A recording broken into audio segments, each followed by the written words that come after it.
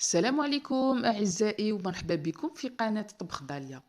اليوم جيتكم بوصفة رائعة من أروع وصفات لي سوب اللي ذوقتوهم في حياتكم، وهي الحساء الأبيض ولا العسوب بلانش. هي وصفة اقتصادية جدا وبالرغم من ذلك بنينة بنينة بنينة لدرجة ما تصوروهاش. في هذا الحساء كما راكم تشوفوا اول حاجه نقوموا بها هي تقطيع الخضر بطريقه عشوائيه، ما يهمناش لانه في الاخير راح نلحيوها.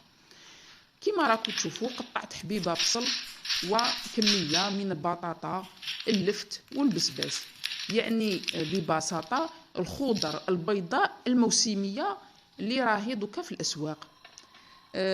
اول حاجه نقليو البصل ديالنا حاجه خفيفه، يعني بلا ما نخلوه ياخذ لون لانه راح يخسر لنا اللون تاع لاصوب.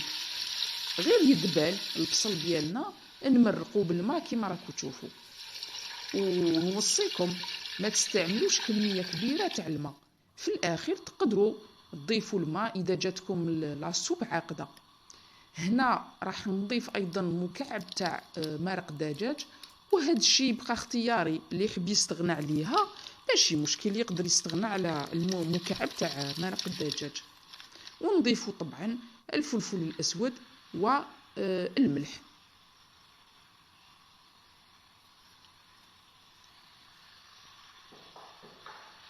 بعد ما تغلي المرقه ديالنا ولا لاصوب ديالنا، نضيفوا بقيه الخضر اللي هي البطاطا البسباس واللفت، ونخلوها طيب على درجه حراره تاع الغليان.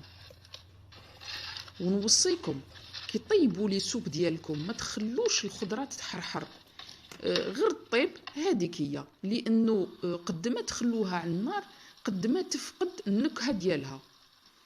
ها غير شفت باللي الخضره ديالي طابت، نضيف لها كميه من الجبن على حسب مقدور كل واحد، وكميه من الحليب